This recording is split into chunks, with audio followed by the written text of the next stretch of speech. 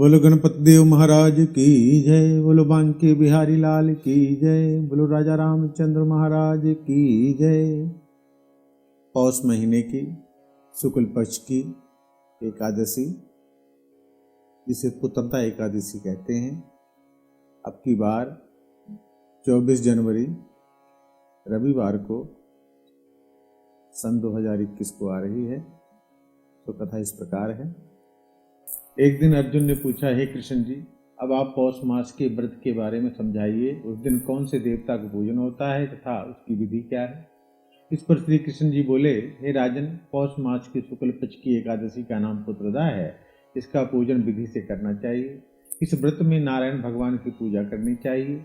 संसार में पुत्रदा एकादशी व्रत के समान दूसरा व्रत नहीं है। इसके पुण्य से मनुष्य तपस्वी, विद्वान और धनवान बनता है। इसकी एक कथा है, उसे सुनो। भद्रावती नगरी में सुकेतु मान के नाम का एक राजा राज्य करता था। वो निसंतान था। उसकी स्त्री का नाम शैव्या था। वो सदैव निपुत्री होने के कारण चिंतित रहती थी। उस पुत्रहीन राजा के पितर रो रो के पिंड लेते थे कि इसके बाद हमें कौन पिंड देगा। इधर राजा को भी बंधु बांधुओं, मंत्री मित्र, राज्य, हाथी घोड़ा आदि से भी संतोष नहीं होता था। उसका एकमात्र कारण पुत्रहीन होना था। वो विचार करता था कि मेरे मरने पर मुझे कौन पिंड दान करेगा। बिना पुत्र, पितरों और देवताओं से वो कैसे उऋण हो सकता है। जिस घर में पुत्र ना हो वहां सदैव अंधेरा ही रहता है। इस तरह राजा रात दिन इसी चिंता में लगा रहता था। एक दिन राजा ने अपने शरीर त्याग देने की सोची, परंतु विचार करने लगा, आत्महत्या करना बड़ा पाप है। इस तरह मन में विचार करके एक दिन छिपकर वो जंगल की तरफ चल पड़ा। राजा घोड़े पे सवार होकर वन पंछियों और वृक्षों को देखने लगा।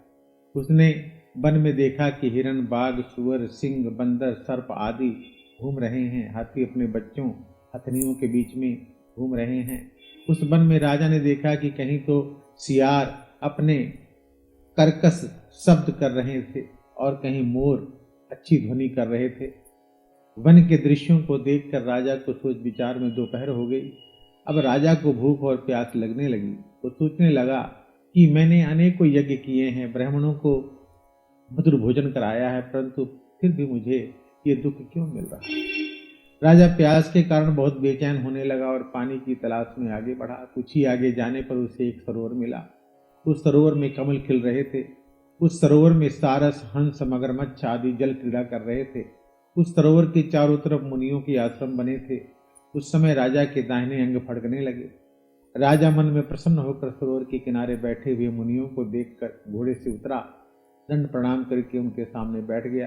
राजा को देखकर मुनिवर बोले, हे राजन, हम तुमसे बहुत प्रसन्न हैं। तुम इस जगह कैसे आए हो, बताओ। इस पर राजा ने उनसे पूछा, हे कि मुनिवरों, आप कौन हैं और किस लिए यहाँ पधारे हैं। तो मुनि बोले, हे राजन, आज पुत्र की इच्छा करने वाले को उत्तम संतान देने वाली पुत्रदा एकादशी है। हम लोग विश्व देव हैं और इस सरोवर पर स्नान करने आए हैं। इस पर राजा बोला, हे मुनिवर, मेरे भी कोई पुत्र नहीं है। यदि आप मुझ पर प्रसन्न हो तो एक पुत्र का वरदान दीजिए। मुनि बोले, हे राजन, आज पुत्रदा एकादशी है और इसका व्रत करें। भगवान की कृपा से आपकी अवश्य ही पुत्र होगा। मुनि के वचनों के अनुसार राजा ने उस दिन व्रत का पारायण किया और मुनियों को प्रणाम करके अपने महल को वापस आया। रात्रि में रानी ने गर्भ को धारण किया और 9 माह के पश्चात उनके यहाँ पुत्र रत्न पैदा हुआ। वो राजकुमार बड़ा होने पर अत्यंत वीर, धनवान, यशस्वी और प्रजापालक बना। श्री कृष्ण जी कहते हैं कि राजन, पुत्र की प्राप्ति के लिए पुत्रदा एकादशी का व्रत करना चाहिए। जो मनुष्य इसका महात्म सुनते हैं, पढ़ते हैं, उनको स्वर्ग लोक की प्राप्ति होती है। बोलो बांके बिहारी लाल की जय। गोविंद हरे गोपाल हरे जय। जय प्रभु दीन दयाल हरे। गोविंद हरे गोपाल हरे जय। जय प्रभु दीन दयाल हरे। जय जय प्रभु दीन दयाल हरे। जय जय प्रभु दीन दयाल हरे। जय जय प्रभु दीन दयाल हरे। जय जय प्रभु दीन दयाल हरे। गोविंद हरे गोपाल हरे जय। जय प्रभु दीन दयाल हरे। ओम शांति शांति शांति ओम।